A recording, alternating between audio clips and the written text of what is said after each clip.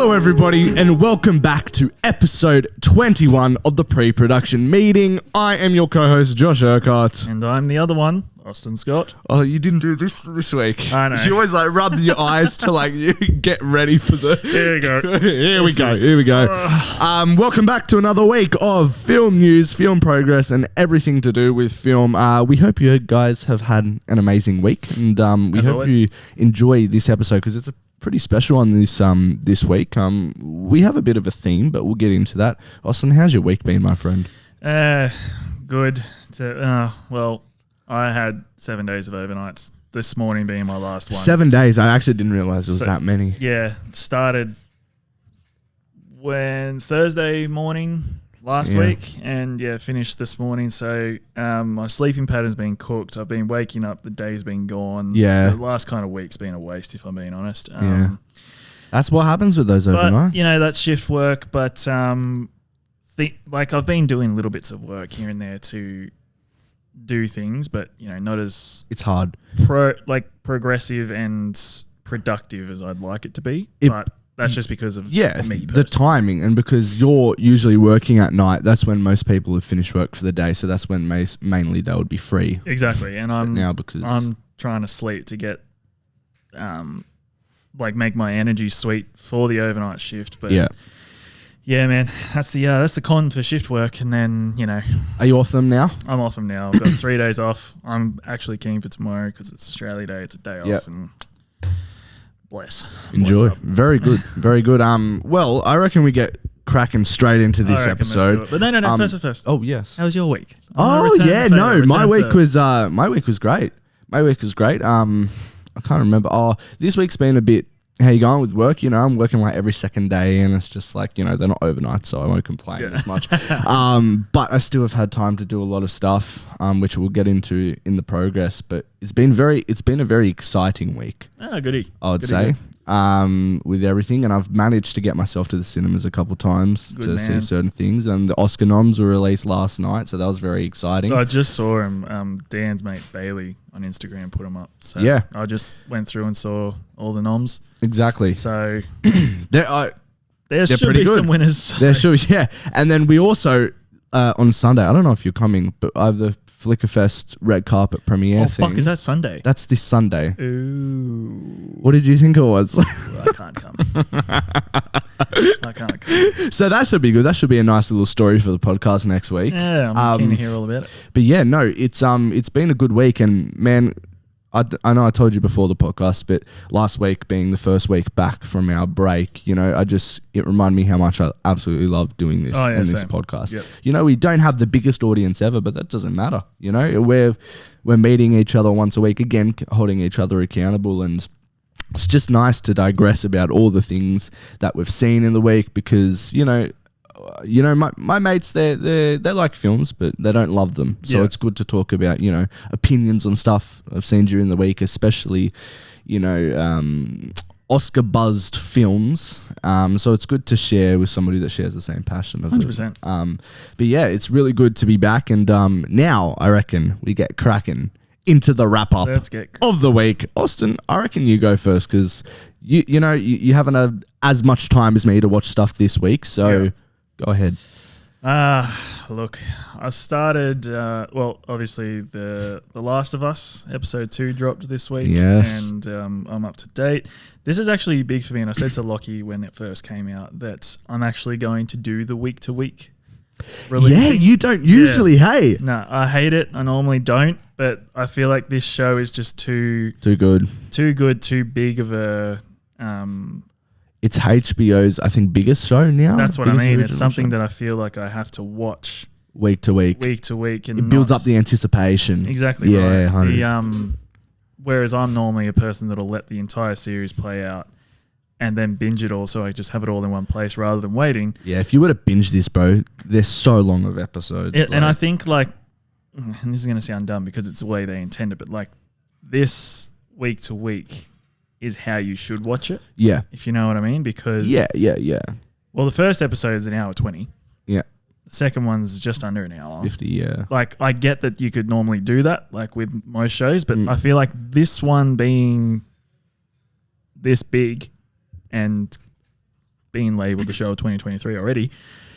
I feel like you have to watch it week to week. I feel like, the shows that they release in bulk, right? Those are to binge. These week to week ones, I think they know what they're doing. They're building anticipation week to week. There's a certain reason why they are releasing them week to week, and I think you're doing it right. The Last of Us, massive fan of, and it's just good because you play the game? You haven't played the games. I've played the games. I want to replay the games, but I want to let the series play out first. And just because, I'm not across everything. I can't remember things that have happened in the games, but then when I see them happening in the thing, I'm like, oh, that's right. That's from the game. So it kind of has sentimental value, but I know Lockie's a massive fan of it as well. Really? He hasn't mentioned? No. Actually, I don't think Lockie's heard of this. I don't think he's heard of it, man. Lockie, you should watch the show. It's called The Last of Us. The Last of Us. Yeah. It's based off some indie little video game. Yeah. You might like it. I don't know. Yeah, I don't know. You should try it out. But, I've been watching that. I watched these last 2 episodes. They're really good. Really good. Massive fan.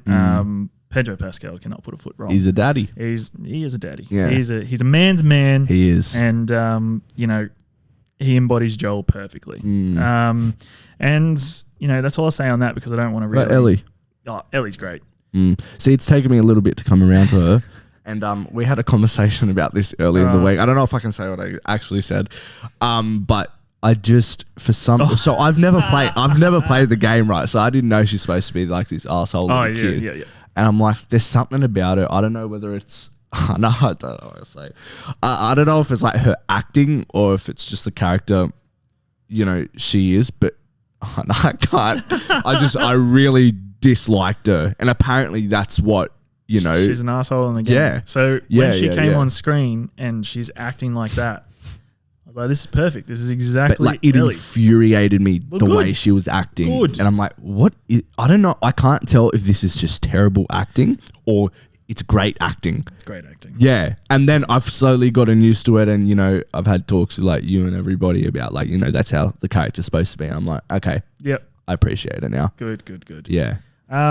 So Joel and Ellie, great. I can't wait to see other characters come in and the story be told because I'm especially keen for, and I don't know if they're going to do Last of Us, I don't know, season 1 as the first game and then Last of Us season 2 as the second game. I think they are. Or if they're going to do Last of Us, one whole thing. I saw something later a couple of days ago saying a season 2 green light is imminent. Okay, so good. I'm assuming they're going to do part 2. The Last of Us 2, and Lockie can vouch for me on this, the storytelling is a whole level above. It's really?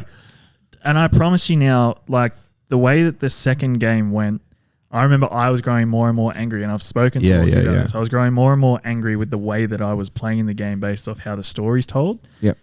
That I was like, oh, fuck. But then the way it pays off, I was like, that was beautiful. It was all beautiful storytelling, cinematic language through video games, stuff like that. It was awesome. So I'm keen for this season to play out because this story is great. Yeah. But the second season, if they do that way, I can't wait. A question for you.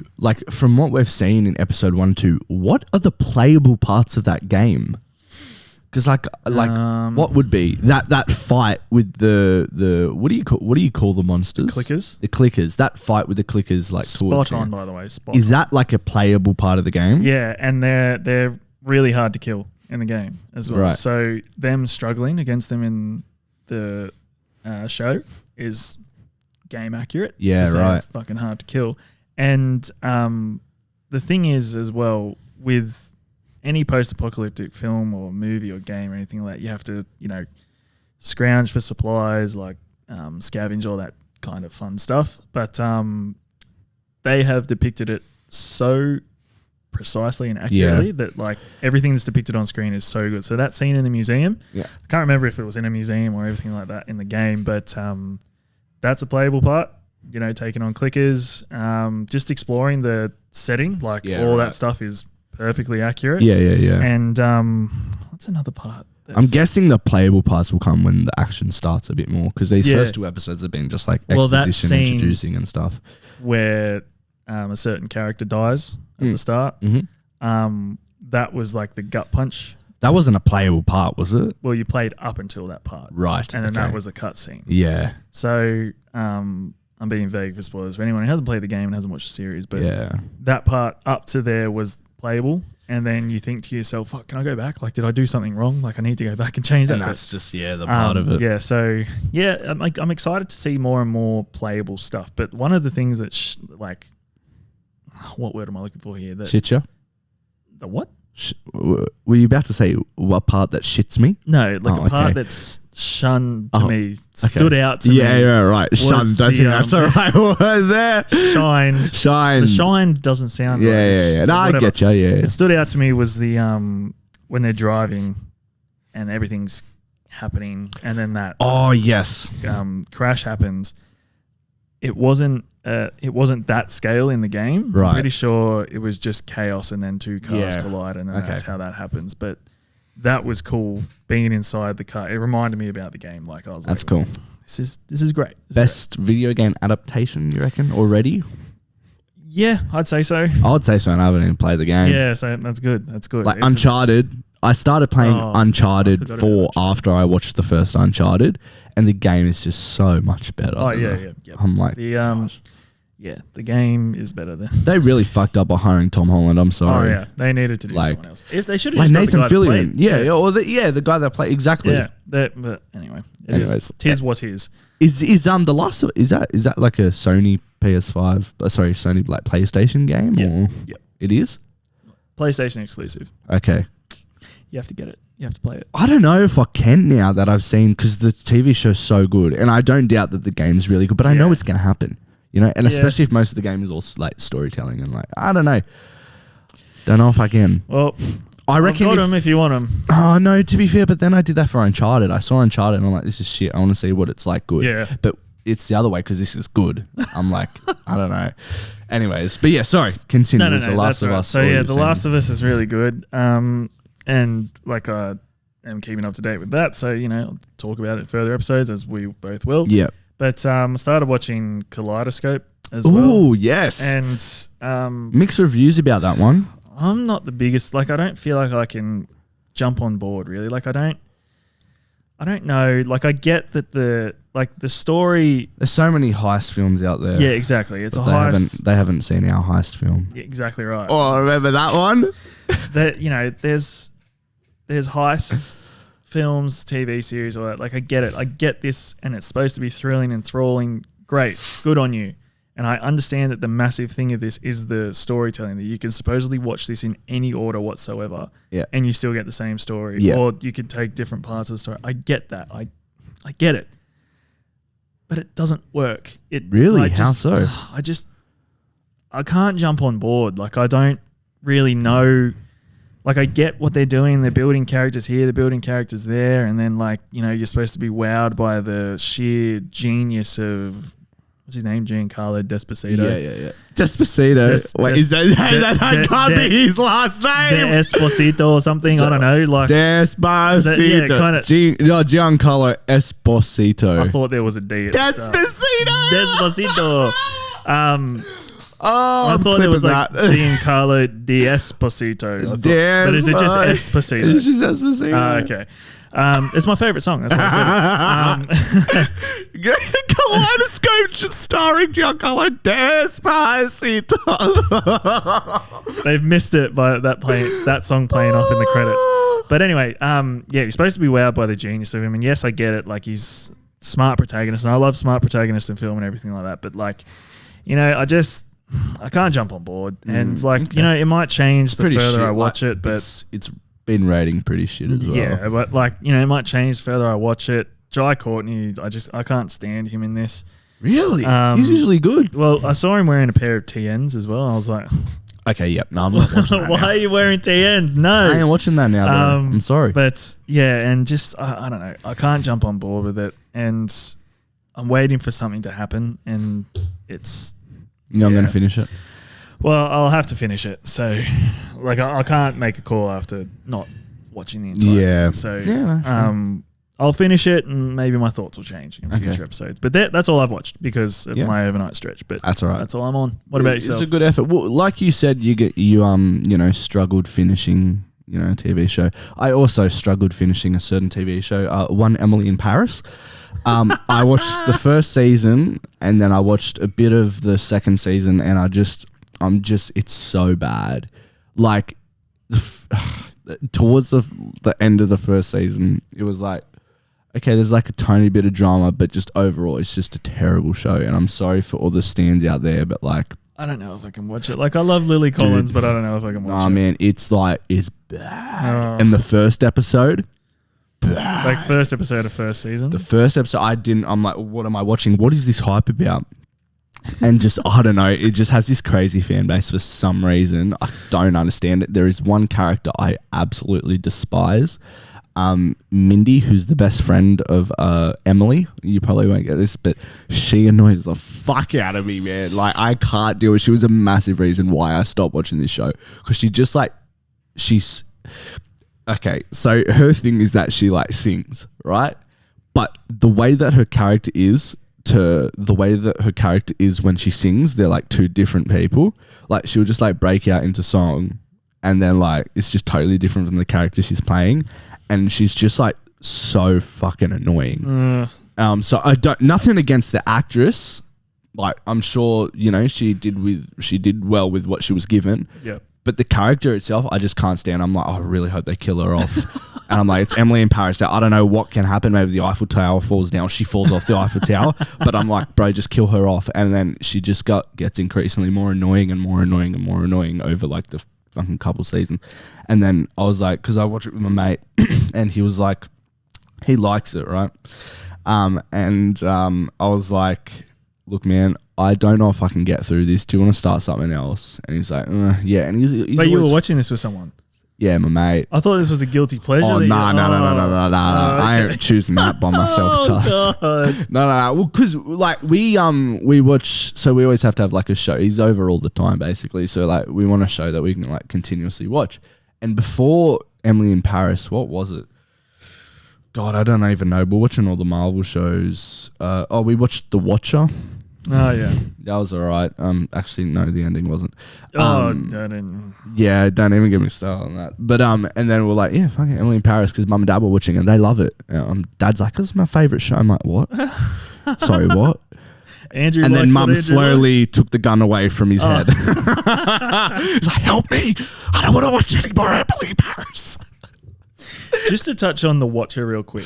Yeah. I saw a TikTok about someone saying that this series ends if they just set a camera up on the mailbox. Oh my gosh, yes.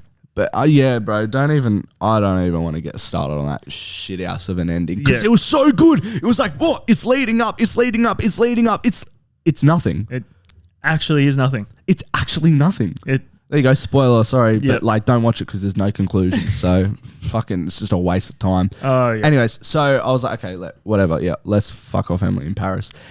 Anyways, then we started The Flight Attendant with Kaylee Cuoco. Ah, yes. And I can't even begin to explain that that first episode, the one episode I've seen of The Flight Attendant, is a quadrillion times better than every piece of episode I've seen in Emily in Paris. You know what Emily in Paris reminds me of? What does it remind? It's like She-Hulk without the Marvel. Say less. Without the Marvel, and it's in Paris, and it's just shit, mate. Like, it literally has the same vibe as She-Hulk. Nope.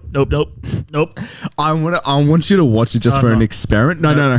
The first 20-minute episode, please. Can you watch it? Of what? Emily in Paris. The first episode, and come back to me and tell me what you think. Please, can you do that before next week?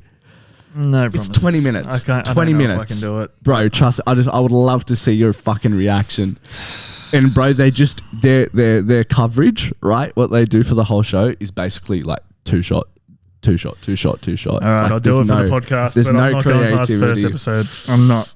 Yeah. Anyways, and like you'll think that Lily Collins would be the saving grace of the show, but like it's just terribly written, and it's like she can't do anything with it. Anyways, so yeah, started The Flight Attendant, but then I saw two critically acclaimed films, which so far beyond Emily in Paris, it's fucking insane. I saw The Banshees of Inisherin. That's Colin Farrell, Brendan Gleeson, Barry Keoghan, who got I was so happy he got a fucking supporting actor Oscar nom for this, because he fucking deserves it. Okay. Now, I know the guy from Everything Everywhere All at Once is. I'm not going to butcher his name. He's probably going to win Best Supporting Actress. Ki Kai Kwan.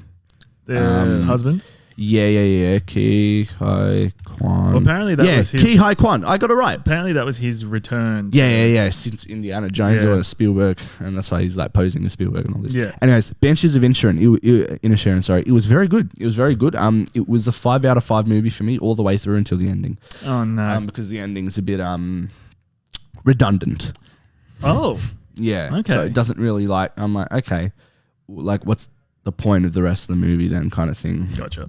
But up until then, it was great. It will probably win best original screenplay. It's very well written. So another one of these like simply crafted films, but just done beautifully. Yeah. Okay, Siri. Good on you. Yeah, thanks. Me neither. But no, it was a cracker film. I really do. I was literally going to go away from that going, you guys need to watch this. But then that ending was like, maybe you'll still like it. It's, I don't know, all these Oscar buzzed movies have the same kind of like tone. It's just like flat almost. Like there's nothing like overly exciting, but it's a good story. Gotcha. If that makes sense. Like it's no Marvel film. It's no nothing.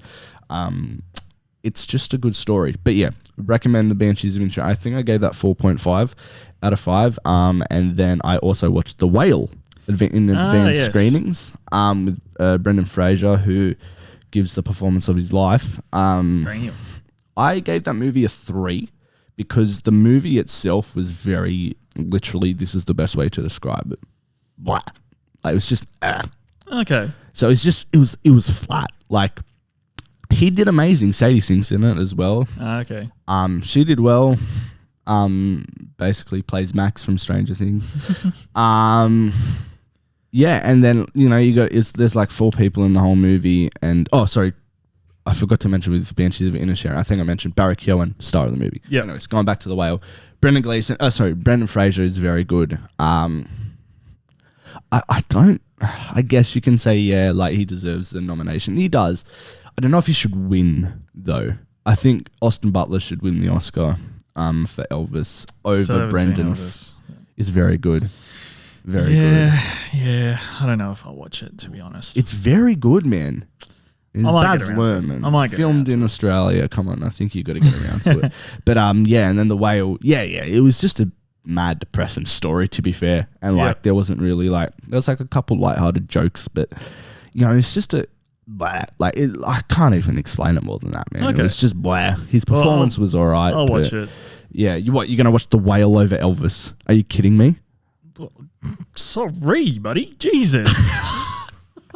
If you're gonna watch one, watch Elvis. All right, but I didn't even know. I didn't even know much about Elvis, and I fucking loved that movie so much, man. Okay. That was great. That got 5 out of 5 for me. But yeah, The Whale, 3 out of 5. Understandable why it's not. Oh, maybe it did get no. I don't think it got nominated for Best Picture, but The Whale. Yeah, definitely shouldn't. But yeah, so that was that. There was one movie that I want to touch on that's going to lead us into the dependent variable. That I wanted to go over, and I watched this towards the end of last year, and I got you to watch it as well. And I think that once I watched it, I'm like, well, I definitely want to mention this on the podcast, and I feel like it can lead into a bigger discussion. Yes. So I actually got recommended it by my friend Lydia and her boyfriend Tim, and the movie that I'm talking about is Stutz.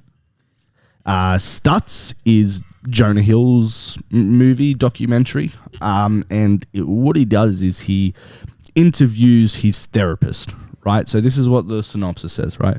In candid conversations with actor Jonah Hill, leading psychiatrist Phil Stutz explores his early life experiences and unique visual model of therapy.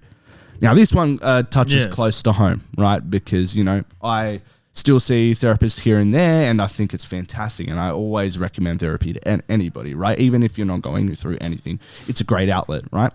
And this movie was fascinating for many reasons. But before I tell my side of things and lead us into a bigger discussion, I want to know your thoughts about it. Yeah, right. So, with Stutz, I don't really know the world of therapy and, I say mental health to a degree. Everyone knows about that space and everything like that. And, I don't really feel like I have much knowledge when it comes to this kind of stuff because I've never gone Yeah. to a therapy session or anything like that. So it was interesting to see. Interesting is not the right word. It was like, let's just leave it at that for the moment. But like, you know, it was a window into this world of therapy and seeing like how you can be so open with somebody. Yeah. And, you know, I understand patient confidentiality, or if that's the right word. I don't even know if that's the right word. No. But like patient confidentiality and stuff like that. Like you have this full trust in somebody. Yeah. And, you know, and like I might be wrong for saying this, but like when you are talking to the therapist, like you're trusting this person with everything you're telling them. Mm-hmm. And then you have to trust that when you leave, it doesn't get shared, which 100%. I 100% like professionally. And then he made a doco about it. And then they made a doco. And then seeing their relationship, I was like, this is a relationship built on trust, mutual respect. There's no, I'm a Hollywood star, you're just a therapist. No, it was like, we are both human. Like this is, like I want you to help me help other people. And like, I just thought it was beautiful in that aspect. Like I just thought that, it was just a beautiful relationship.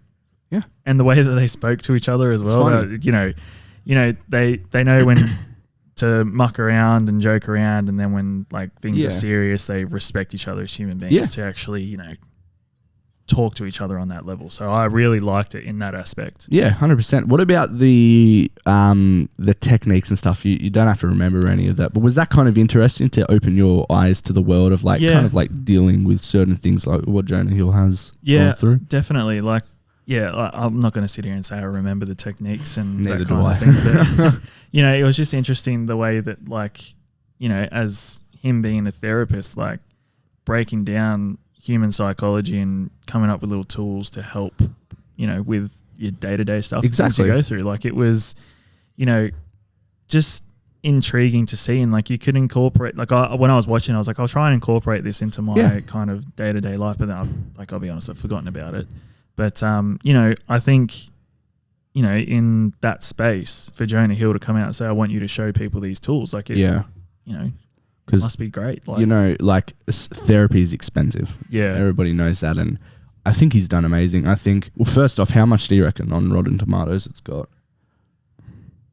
85. 100. Oh, I was going to say 100, but I didn't think it was going to be 100. And then 7.9 on IMDb. But what I think is beautiful about this movie, and I really do recommend everybody to watch it, you know, therapy's so expensive, right? And even if you're getting little insights on, you know, techniques and stuff that you can use, and it does open a lot of eyes to the world of therapy. And that's what I appreciate most about it. And you can go into this and learn certain things that would otherwise cost you hundreds and hundreds and hundreds and hundreds of dollars, right? Mm-hmm. And this guy is amazing. Like I'm pretty sure he's a psychiatrist for a lot of celebrities, not only Jonah Hill, but he obviously has this connection with Jonah Hill. But I also think it's really good of him to kind of be put on the stand and kind of interviewed about his life, because, you know, the therapists always are giving their advice, but sometimes, you know, sometimes the therapists need a bit of advice and stuff. And this whole movie is one big therapy session. That's what it is. Yeah. And it definitely opens the eyes to how, you know, your favorite celebrities. I mean, everybody should know this by now, but, you know, they're all not massively overly happy in the position that they're in. And, you know, Jonah Hill is very vulnerable in this. Yeah. And so is Phil, to be fair. But shows you into the inner workings of the life of one of the world's biggest actors, and how he's, you know, dealing with the stuff that he's dealing with, and putting himself in a position where people can be like, you know what, if Jonah Hill's getting therapy, then, you know, it's not so much of a taboo topic, and maybe I'll get therapy or something like that, because it seems to be helping him. And, you know, we've seen Jonah Hill. He used to be like, he had a bit of weight on him, and now he's slimmed up massively, and, you know, he still goes through his stuff, but I don't doubt that a lot of, you know, things that have played into that aspect have to do with, you know, going to therapy or even just seeking out help in the first place. Yeah. But yeah, that's what I thought about the documentary, and you should definitely watch it. It's like black and white. Yep. It's one big therapy session, goes for an hour 30. it's a massive insight into the world of mental health and also celebrities and their take on mental health. And Phil Stutz, who's an amazing, amazing man, and he opens up, and it's almost like a therapy session for him as well. 100%. Like the table's reversed. But I thought it would be interesting to talk, firstly about Stutz, and that lead us into a bigger conversation, right? And I got this idea straight away when I was watching Stutz. But I think for the dependent variable, so the dependent variable is the topic in the podcast which changes every week, because just like in a science experiment, the dependent variable is the one that changes, and that's what happens with us as well every week. So this dependent variable this week, I would like to actually delve deeper into mental health, as a whole.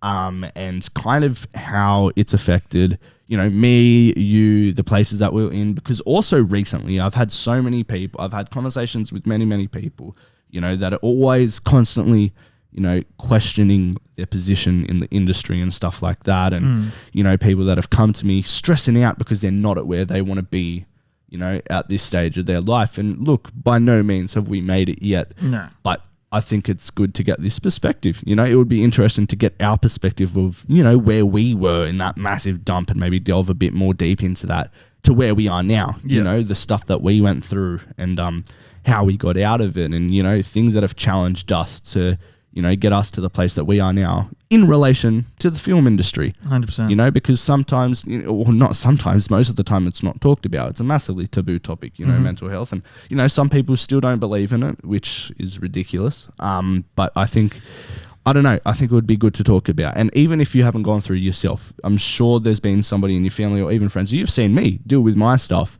as well. So I think it would be good to get two perspectives. Me who've gone through, a couple of things, and you who's maybe hasn't or maybe has seen people. So I think that would kind of be interesting. What do you think? No, yeah, definitely. And there is something I'll open up. There's something I'll open up about. Before we went through that dump, there was a period of time where mentally I was not doing okay. Yep. It was mainly due to lockdown and just that's a big one. The shell of myself that I became, and it took me a while to realize this. It played on me massively. And then there were a couple of things that I just thought needed to change. Yeah. There were things that I didn't feel like I should open up about. I was I'll just deal with it myself. Mm-hmm. And then it got to a point where I just couldn't. And it was probably one of the, I say this, this breakdown that I had was probably the best thing that's happened to me in a while, because it made me realize that this isn't where I want to be. It's fixable to a degree.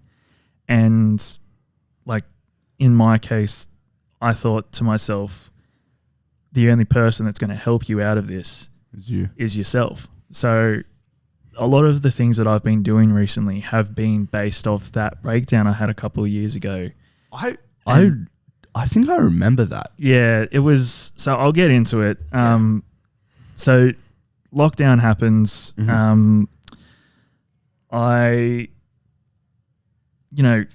My work and yourself, we can't do it from home. So the only places we're going from home to the outside world is to work. So literally just drive to work, drive home.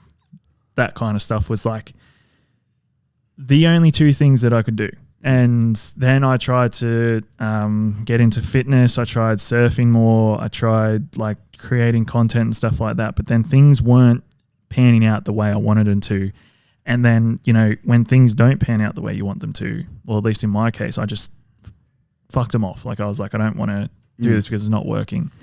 And then, there was just a lot of I was running the numbers just day by day, just running the numbers. And then it actually took me, I went for a run once at home, and I went up to this headland, and I remember just looking around, and I just took everything in, and I just said to myself, I'm not happy where I'm at the moment with life. I'm kind of not really doing anything. I have all these big dreams and goals and stuff like that, but they're too good for me. These are things that I'm never going to be able to achieve. These are things that I'm just going to have to sit on the sidelines for and, accept other people are going to make it, and I'm not. And then I got my phone out, and I remember I pressed record, and I just recorded, and I poured everything out. Like everything that was in my mind, I just remember saying like, you know, the life I'm living at the moment is not the life I want to be living. I know that I can do better, and I know I want better. And like my mind is constantly racing, and I need to entertain that. Like I need to get out there and do stuff. And I can't remember word for word what I said, but like that video went for like 4.5 minutes. And then I remember that video, that I'm pretty sure it's still on my phone, but I remember thinking to myself, this video is a reminder that I don't want to be back here. When I'm feeling low again, watch that video, because anything you give a go at and you fail, watch that video, and you will remind yourself like you don't want to go back to that place. Yep. And so, you know, sort of start putting things in motion, and like multiple attempts to get Stain off the ground, and you can't really do that in lockdown because it was lockdown. So, you know, multiple things to get Stain off and running. And then like, you know, there was a point in time where I actually just went like, fuck, this is never going to happen. Like it's actually like, I don't know if I can do this. Like it's too far beyond my reach that I don't feel like I can do it. And I remember I leaned on my support network. So my girlfriend, my family, her family as well, my best mate, and, you know, they were all supportive of me and everything like that. And I just thought, you know, I've got this good network. Just keep at it. Just keep trying. And then that's when, you know, we moved out of home. Things started happening in that aspect. So I was like, okay, things are like happening. And then it took that time when I called you. And then, you know, ever since then, just being busy and getting out of that rut was something that I've like, it was life changing. And it all comes back to that breakdown. Like I remember, and I still remember when I realized that something was not right within myself. I remember I was sitting at home. Beth was in the next room, and I saw this photo of me and two other guys, my best mate and his mate at his New Year's Eve party. And he put it on his story and he said, "I've always got your guys' backs." And I don't know why, but that just hit me. And I remember thinking to myself, I need to tell someone how I'm feeling. And then I went next door to our bedroom and I said to Beth, Beth, I think there's something wrong with me. And she's like, what do you mean? And I just cried. I didn't even feel like crying. I didn't feel like I had that much built up, but I just cried. And then she shut the door. She gave me a hug and I could not stop crying. I then realized to myself, like, you know, the shell of myself that I've become is not where I want to be. And then everything that I'm doing up until this point was because of that. And so I thank that breakdown and like that version of myself. Like, you know, one thing I do remember from Stutz is I'm not denying that existence of myself. There you like, go, yeah. He had to make himself known so then I could, you know, change our lifestyle and, you know, go for that. So the thing is, with mental health and my understanding of it, is I've never gone through anything that has, you know, warranted me to want to seek out a therapist, because I just didn't think that, like, I had, you know, problems big enough. Yeah. But I didn't even think that exploring therapy was an option for me, because I really didn't understand mental health, and I just thought like, oh, it'll pass, like it'll be fine. Yep. And then, and then, you know, I still have things here and there every day, or not every day, but like every so often that like, you know, you kind of put yourself in a negative rut, and then you doubt yourself, or that kind of stuff. But I don't want to make comments on something that I don't really understand, but like, I maybe down the line, like, I don't know, but there's things that I still struggle with here and there. But you don't need to go to therapy. Like, not everybody needs to go to therapy to, you know, what they're going through. Yeah. Fuck, I had something in my head that I was going to say. Sorry, continue. No, that's fine. But it took to thanks, Siri. You know, it took like a bunch of going through stuff to realize that, you know, things need to change. And then, you know, I remember what I was going to say. Please. Sorry to interrupt you. No. When you were talking about, you don't know if your problems were big enough or whatever to get a therapist or whatever. And you said you didn't want to talk on something you don't know, but that's the thing. So with mental health and problems like that, right? a massive thing in this kind of like world is people comparing their problems to other people. You know, people have been through worse than me. Everybody's problems are big to them, and that's what matters the most. So when you're talking about what you are now, it doesn't matter if someone's been through more or whatever. It's that it was big to you in that moment. So when you're speak on how it was big for you. Don't worry about comparing it to other people. Yeah, so, right. you know, you say you don't know how to, you don't want to talk on something you don't know. Well, you do know because you have been through stuff. Yeah. And that's exactly what you're doing now. So I feel like, you know, growing up, like I never just, I didn't think problems existed. Mm-hmm. Like mentally, I didn't think problems existed. And, you know, it was a close network, my family, like we just, you know, you go through everything families go through, like, you know, your sibling rivalry, that kind of stuff. You talk back to your mom, your dad, like, you know, you do that kind of stuff. Like, you know, it just happens. Like, that's the thing. But I just didn't think that I was never exposed to the mental side of things and stuff. And I was still blind to it in high school as well. Like, I just didn't think that these things happened. Like, I knew nothing of it. So then, like, you know, when I start to go through stuff and, I'll fully admit right now, like at JMC, I remember like I was closed off. I was quiet all the time, like because like I think that was the beginning of my struggle. Essentially, was you know, I'd mask it, happy face all the time, like I was fine, but I didn't realize that something was growing inside of me that I didn't know would eventually pan out to affect me. But I've never really known how to deal with that kind of stuff. Yeah. And, you know, I just thought I always bottle things up. I always put it aside and go, I'll deal with it later. Like I don't need to deal with it now. Like, but the thing is, I've realized now that whatever pops up for anybody, you have to face it. Like you have to face it to move on. It's always going to be there.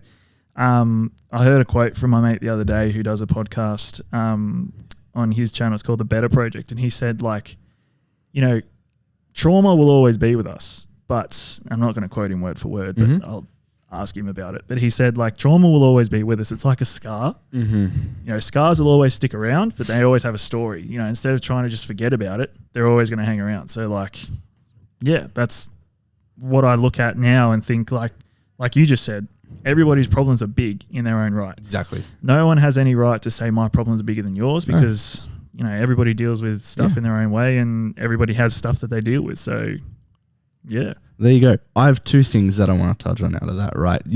I had all these things, but you basically went through all of them without even knowing.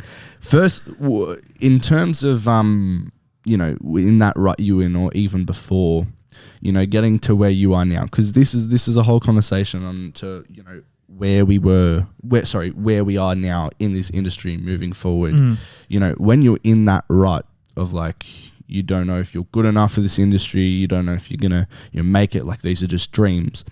You know, other than that, referring back to that video that you took, how did you get yourself out of that rut? Or, you know, also whenever you had those kind of doubts in yourself, how did you push through them? Because I know so many people that, you know, they doubt their position in this industry. They doubt, sometimes they doubt their position in this world. I know it's a bit, you know, different to what we're talking about, but for you, what worked to push you to where you are now to keep going kind of thing? Yeah, that's a good one.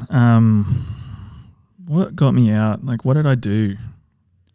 I don't really know, but I think mainly there was a realization, there was that moment, and I know I've said it like 3 times now, but it's just like the only person that's going to change it is you. Yeah. You can think about it, you can dream about it, yeah, and dreams and thoughts are good to have, like because it gives you hope towards what you want to achieve, and like that's something you should hang on to with dear life because that gets people through most things, in most cases. But like, I just had that moment where I was like, the only person that's going to change it is you. And then I just went, pick up the phone, call Josh and see what happens. Because you don't know what's going to happen unless you try it. Like, there's this big scary world out there. There's big scary obstacles. There's big scary people. There's, you know, but the worst thing that you can't the worst thing you can do is not try to overcome it. Mm-hmm. And like in my case, there was that, and then it's from that stemmed the podcast, from that stemmed how busy I am recently, how busy you are recently. Yeah. Like, just the hope has been reinstated, and then from that, I've actually prioritized my fitness as well. Like, there was a period of time where I didn't realize, but I was putting weight on, and seeing myself in photos, I was like, fuck, that needs to change. But like, I just didn't do anything about it. And then, the same attitude I had towards like, just pick up the phone and call. I was like, just sign up to a gym and then work out. And then, I'm feeling like I'm in the best shape I've ever been in. Mentally, I'm doing better because I'm busy with, I say work, not my job, my work on Stain and other things that I want to get done. Like, I'm busy now, and that's a testament, because I just thought to myself, this needs to change, and the only way it's going to change is if I do something about it. And that's the support network that I have, is like, I reached out to Josh, and then we just started working. And then, like, I've noticed within myself, I'm a lot happier, I'm a lot more productive. I just need to be doing something all the time, because like I said, my mind races, and I just need to entertain that. Like, I need to do what my mind is telling me to do. Yeah. And that's kind of how I got out of it, was just saying, you don't know unless you try. And good man. Yeah, I feel like that's been massive. Another thing I want to touch on, you don't have to talk about this, I can cut this out if you want. Yeah, no worries. When you were working on Stain, and there were moments which you doubted yourself, and you were having your little, moments of doubt, and there were times where you were freaking out, right? Mm-hmm. Am I allowed to talk about that? 100%. So I can't remember what exactly it was about, but there were a couple times where you're like, nah, fuck this. Like, for example, the crowdfunding video or something like that. Do you want to touch on that? Yeah, definitely. Because that kind of explains the stresses of the industry and doubting yourself as well, and kind of how you move past that. Yeah, so there was that crowdfunding obstacle, and I remember the day of it. Literally, I said this to Josh when it happened. I literally felt like I was on it was a deadline, and it was good that we had the deadline, but I felt like it was an assignment at uni that I had not done. Mm-hmm. And I was like, fuck, this is going to, like, the thing is that you want the budget, you want people to donate, and you want people to help out. But I just thought to myself, they're not going to. Like, I don't have something strong enough for people to hop on board with here. And I did not understand that, like, people just want to see you do well. And the doubt that crept into my mind was like, nah, don't film the video, because, people aren't going to jump on board. There's no point. Just put it out the way it is built, and then like go from there. And then, I had a little panic attack. Like, I was just like, no, I can't do it. I remember saying to Beth, like, fuck it, I'm not doing it. And then it took your voice message to kick my ass into gear. And then I think I stayed up till like 3 or 4 in the morning doing the video and getting that thing ready. And the perseverance in that was massive, because the support that I didn't know that I had was something that I needed to see. Arguably, was just like, I do have a good network of people in my corner. Like, I do have that support that I didn't think I did. I just thought it's not going to happen. This is too big a dream. Like, it's not going to happen. And then just doing it helped massively. And it made me think, like, obstacles are going to come at you in this industry, and obstacles are going to come at you in real life. And then, it's just about facing them, and like, you'll surprise yourself. That whole betting on yourself. And that's like, I was going to say my next question was, what is your advice for kind of people that are kind of in our same position, putting a lot of pressure on themselves to get into the industry? Maybe they're not where they want to be. Like, I was going to ask you like what your piece of advice is, but I'm guessing it would be betting yourself. 100%. I'd said it since like we started this podcast. Just betting on yourself, and the results will shock you, because I know it's just human nature. I know so many people that I just wish that they have the potential, and I want to see them do well. Just give it a go. Exactly, because what's the worst that happens? What, you fail? Exactly. I put it this way. When you were a baby, you didn't know how to walk. What did you do? You walked, man. You stood up. I mean, I skipped the walking stage. I went straight to sprinting. There you go. Explains why I'm an Olympic sprinter right now. When you were a baby, you didn't know how to talk, but look at you now. Yeah. you do it. And the thing is, the more you do it, the better you get at it. And the thing is, all these things are scary. All your dreams and aspirations are scary. Filmmaking, singing, rapping, surfing, sports, just starting a family, buying houses, literally anything in life, you just start because you get better at it the more you do it. You figure out ways to work around obstacles. You figure out ways to get better at things that you may already be good at. You figure out ways to sort of cheat the system or something like that. Like, it's just starting. Yeah. And I know it's easier said than done because we've both been through it. 100%. A lot of people have been through it. And you just need to grab it by the scruff of the neck and just go for it, because it's the only way you're going to learn. And it's the only way that you're going to, surprise yourself from betting on yourself. And I know a lot of people say this when it comes to like doing what they do. They say, believe me, if I can do it, anybody can do it. Yeah. I look back at myself now when I recorded that video and I remember thinking to myself, there is no way that I can do this. Yep. Coming to this current point in time, and I've directed a short film. If I can do it, anybody can do it. I promise you. Like but I have no right to speak on anybody else. I don't. I'm not doing that, I promise. But it's just please, please, please, please, please, please, please bet on yourself. It is the best advice that I can give you, and it's the best advice that I've listened to when I didn't come up with it. I'm not saying I came up with it, but just when I said, I'm just going to try. I'm just going to bet on myself and try. Yeah. All this stuff that has stemmed from that, us jumping on 4 films this year, it's beyond my wildest dreams. And just exciting to see where things can go. And so, like I said, please, please, please, please, please, please, please bet on yourself. And we understand that everybody has different kind of different situations, different points in life. But you know, there's different variations of betting on yourself, and you know, you may not be able to do it one way, but you can do it another way. Exactly. And man, that was very, very good. Very eye-opening, my friend. Definitely. Thank you for that. I want to be talking all about myself. Do you have anything you wanted to? I do, actually. Please. I do, because mental health has been a big topic for me, like throughout my whole life. You know. Yeah. Family, like me, myself. So I think it's just okay. I'm going to talk about this in 2 ways, right?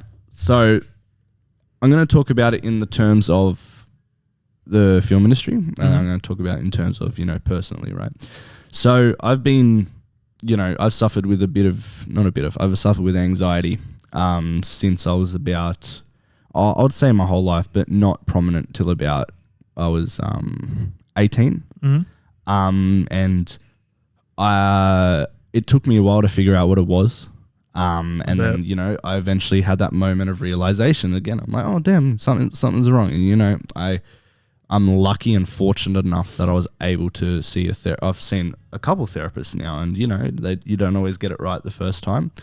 And I'm lucky as well. Now I can say that I've, you know, found a good one and stuff. And you know, where I am now, like at the point I am now, I'm not going to my therapist because there's problems. I'm going to it because I love it. It's an outlet. Yeah, right. And that's why I recommend it to anybody, even if you're not going through anything. If you have, you know, of course, the situation allows you to. Yeah. But so it has bits and pieces affected my way in this industry. And I'll give you a couple examples, right? Please. So my anxiety, oh God, okay, we got to get into this. My anxiety it's a different one. It's situational anxiety, right? From different situations that trigger the anxiety and stuff like that. And a way that it's affected, I don't know if I can talk about this. No. As in, like, I don't know if I can. Okay. A lot of it comes to do with relationship anxiety, depending on, you know, like who I'm with and stuff like that. So back in the day when I first was going through it, you know, I was in a relationship and, you know, it wasn't the best, and caused all this anxiety. In a way that it affected it is, for example, I was with this person and I was filming 2's a lesson, right? And it was great. Like, yeah, film has always been that outlet for me that especially now, and I'll get into that no matter what I'm going through, film fixes it. Yep. And it was like that in my relationship when I was first discovering my anxiety. And I was distracted in points where I was like writing the film and it was fantastic. And then, you know, things that took my mind off it and stuff like that as I was still discovering it. And when it came time for, you know, set day, for example, like the night before, you know, I was over at XYZ's house and, you know, there's massive like anxiety and stuff like that to do with her. And then I had to switch on and become a director the next day for the very first time. And it was like one of the most anxiety riding moments of my life the night before as well as the day after. Yeah. And having to switch, you know, those headspaces and stuff like that. I remember calling Lily the night before and going, shit, this has happened. How do I get into the headspace of this and stuff like that? And she was really helpful. So that's an example of where mental health has affected the film industry with me. But over years, you know, I've got in therapy and it's taken years to where I can, you know, confidently say that I'll never be in like the same position that I have been, because I've learned so much about myself, you know, how to deal with situations. I know the inner workings of my brain inside and out. And this is not sounding like, this is not me trying to sound pretentious or cocky or anything like that, but I feel like I'm more mentally aware than most people due to the fact of what I've been through and the things that I've learned about myself, and that's helped me in spades. And it's helped me in spades when people come to me with their problems and I know what to say. Yeah. I know what to help because I've been through the worst of the worst, that I can kind of guide them in the right direction. And that for me has been one of the best parts of therapy, understanding myself, so then I can try and help people with their stuff. And, you know, I've gone through the stuff that I have so they don't have to, in a sense. Anyways, this has helped massively in the film industry as well, just knowing myself. And I've taken a massive leap over the last year. And, you know, a lot of it was when we were going through that rut as well, and the ending of my last relationship as well. So, you know, when my last relationship ended, which was about last year, start of the year, I took a big step back and a big look at myself, and I'm like, okay, you know, this has gone on a bit too long. We need to figure out what the problems are. And throughout then up until now, like, I have grown exponentially, right? In my career, my mental, you know, understanding of myself and stuff like that. I'm a totally different person. I know I won't make the same mistakes as last time in terms of certain things to do with certain things that affect my anxiety and stuff like that. But there was a point where, you know, I worked out one stage of my life that was a part of the anxiety, right? I worked on that and I was pretty happy. You know, sometimes you need to take yourself out of position, out of a situation to then get a full look at everything. And in terms for me, that was my relationship. Yes. So once I figured that stage out of my life, you know, we're going through this rut that we were in kind of. And then my focus in therapy was towards, how do I get out of this rut? You know, I had all the same kind of things that you were going through, you know, the doubts, and you're like, shit, this all seems impossible. You know, you're at the bottom of the well, and you're looking up and there's just no, you know, nothing in sight. But if you're at the bottom of the well and you're looking up, there is light at the end of the tunnel. And I could see that I wasn't totally gone. I just needed to somehow, you know, build these steps to get back up the well. And, you know, with my therapist, I was able to, you know, talk about certain things and, you know, delve deep into what exactly I need. And the solution for me was social connection, in terms of finding people that that had the same passion, you know, to do with film and stuff like that. And that was the main thing that we discovered to be the answer to everything, which is why this podcast helped me get out of that rut. And man, oh my God, I can't even begin to explain just how little faith I had that this was going anywhere. Not the podcast, but myself in the industry.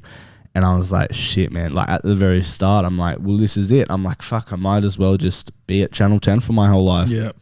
And that compared to where we are now is massive, man.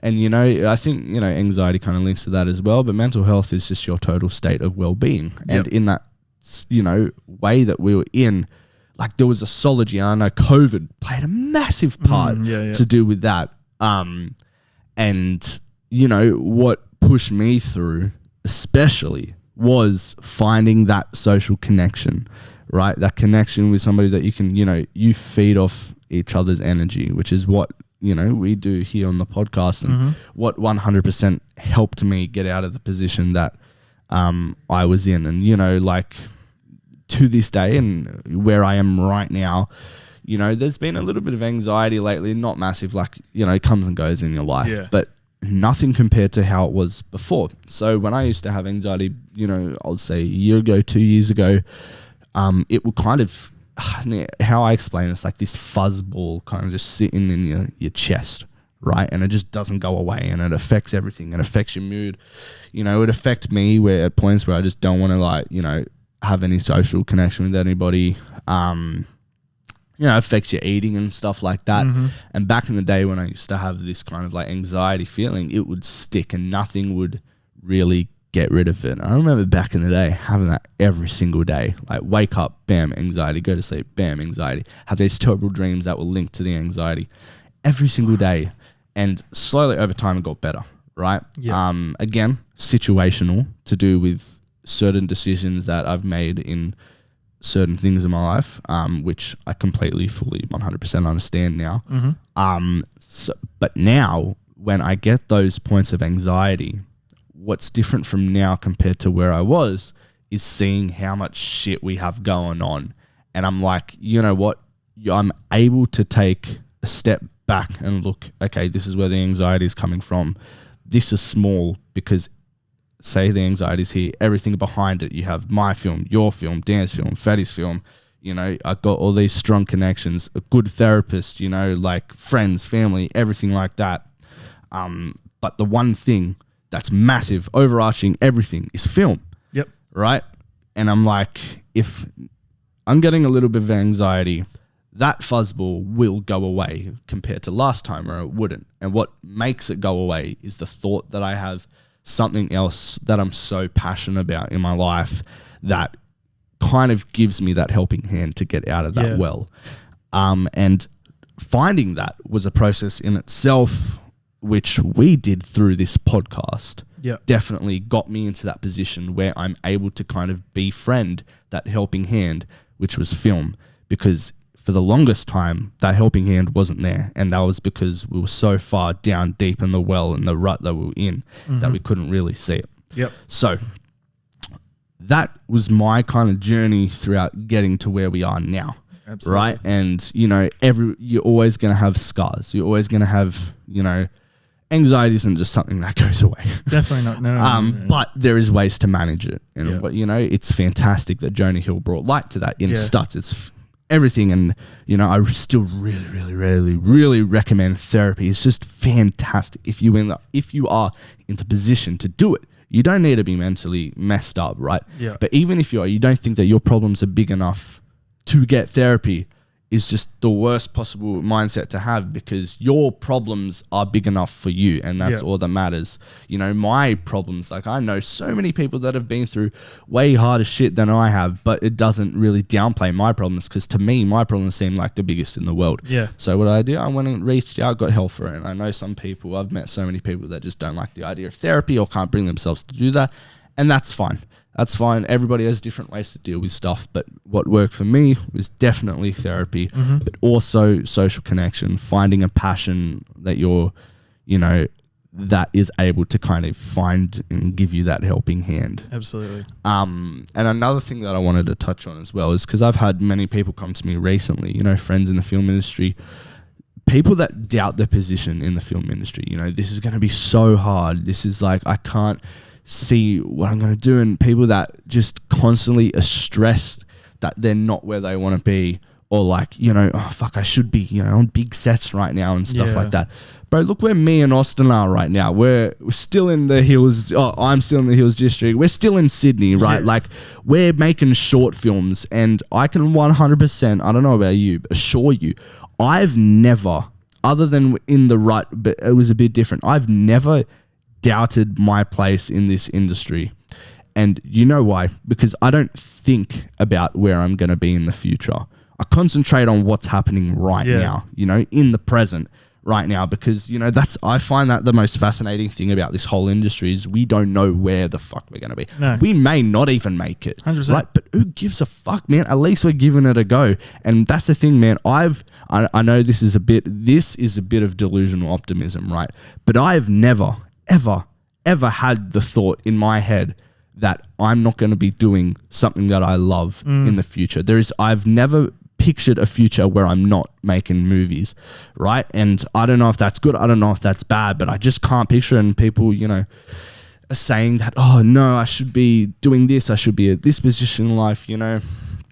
Just enjoy what you're doing right now. And it all links back to this quote, what Ryan Johnson said: do not seek out the industry, attract it. Exactly. Make. And the best part of this whole entire journey in the film industry is the journey itself. Because once you get to the destination, you know, you've reached it, you've done it. And sometimes that's kind of what fucks people over. They get to that point, they're like, fuck, where do we go now? And they just didn't enjoy the journey along the way, which is the whole point of character building. And that's what builds the kind of character that you are.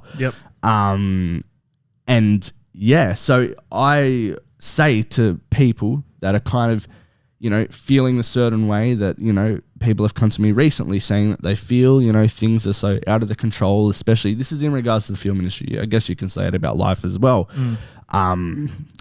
Is literally, it's about the journey. Don't stress that, you know, your next film that you're going to make has to get into fucking Sundance. Because I'll tell you right now, it's probably not gonna, right? You just got to make, and you got to do what you love. And if you're making shit, this is, again, delusional optimism. If you're making shit for somebody else, if you're making shit to, you know, develop your, no, sorry, that's not right. If you're making stuff for a certain festival, you're making stuff for the very fact that you want it to propel you in a certain way of life, you're not doing it right. You got to make stuff for you. And that's, again, by no means, I ain't a fucking professional filmmaker. This is how I think of stuff. This is my point of view, right? You want to make stuff for you, because especially in the future when critics are coming at you, say you do make a big, coming at your film or whatever, bro, that shit can eat you alive. It might take them away from the industry altogether. But if you're making films for you, and you're making films for your vision, you're telling the stories that you want to tell, and if you do that well enough, then that should be enough. You don't want to make it for this particular person. You don't want to make it for the critics. You want to make it to, you know, propel you further in the industry. You want to make it for you. And again, that's what I say. If you make stuff for you, right, the most personal stories are the best stories that are told. And if you're making the best stories that are told because they're personal to you, you're making stuff. And when you're making stuff, you're attracting the industry. You're not seeking it. Exactly. And that's my TED talk. Yeah, good. I don't know which button it is. I don't want to fuck it up. But nah, we're not going to do it. I was going to give you applause. But those are like great points. Like you need to, like I said, bet on yourself and also do stuff for you. Yeah. Because at the end of the day, you come first and you shouldn't prioritize anybody else's life over your own in like certain situations. But you come first. Exactly. All these things are scary. Change is scary. Things like that are scary. But at the end of the day, life is always there. Life goes on, and it's up to you how you shape yourself in it to a degree. And nobody else can help you, unfortunately. Yep. You got to do it yourself. Yeah. I mean, film is a collaborative process, but you know what I mean. Exactly right. So I reckon, I'll just say, to anybody out there that's going through anything right now, just please, lean on help. Please reach out. It can be scary. It can be daunting, but if you want help and you want to get out of that rut that you're in, please seek out help and talk to people. And saying that, sorry, I'm just going to get the mental health number line. So if any of you, right, it goes with the conversation, like need help and need to reach out to someone, the mental health hotline is 1-800-011-511. Please. And that's where it starts. Please.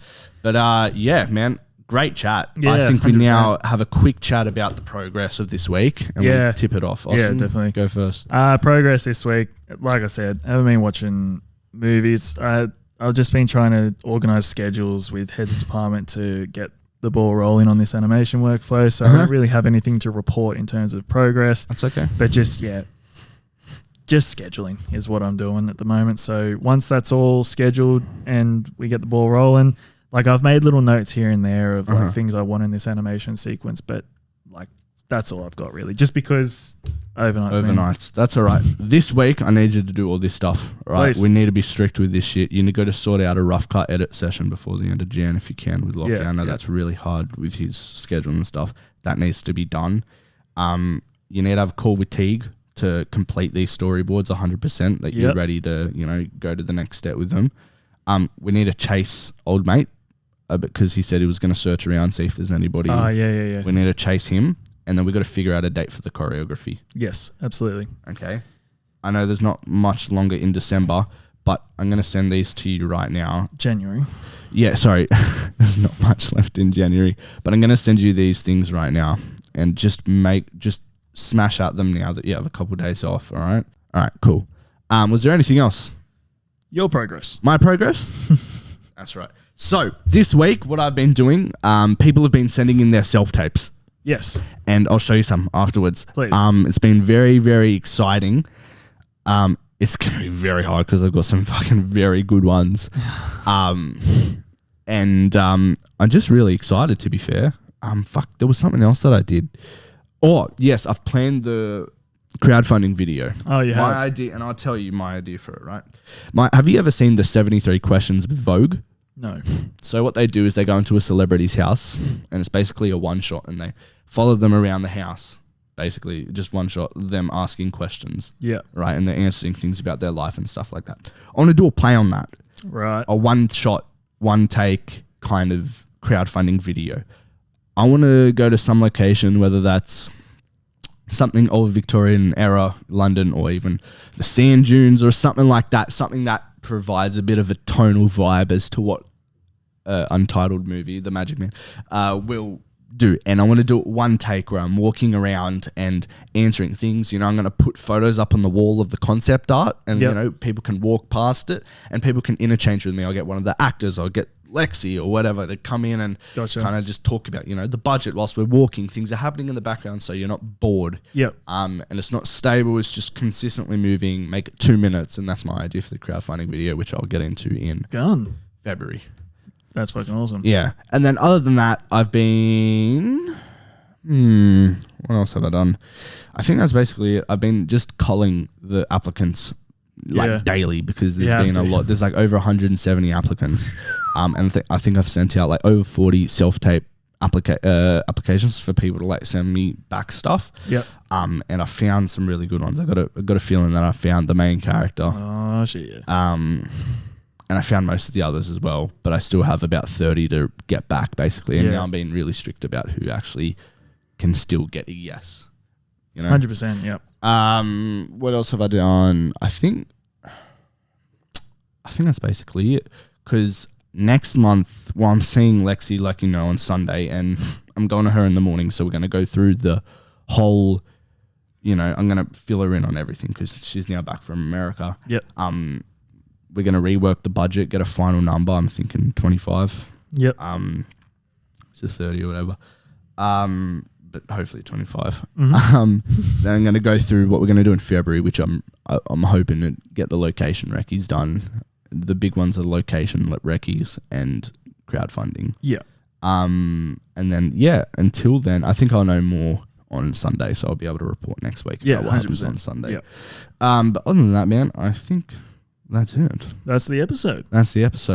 And hopefully you get cracking on those stuff. Yeah, definitely. And then we'll have something. I'm not on overnights anymore, so I've got I'm back to my prioritizing. Perfect. The That's thing is, understandable, man. Fucking 7 days of overnights. 7 days of overnights, and like the thing is, I wake up, the day's done, people are at work, 100%. And then like I'm sleeping again to get energy for it. It makes sense. No, it's not an excuse. It's not an excuse, but it was just excuse. a bit. It's hard, very hard. Understandable, man. But hey, we at least we got an outline, and I can hold you to that. And I'm no doubt that you'll get crack-a-lack. I'll have more to report next week. Also, I realized when I was listening to the podcast back, I asked you last week what you wanted to do on my film, and I didn't really let you answer. I just went on a tangent. I have you as producer assist, but is there anything else you would want to help out with? Well, you know what? Just based on the message we've been sending and stuff like that, something I really want to get a part of and learn is camera department. Mm-hmm. Whatever job that'll be, I don't care. How about a gaff or a grip? Because you're still with everybody. Yep. That would be amazing. Done? I'm happy. Easy. Awesome. Done. There you go. Well, I think on that note. Yes.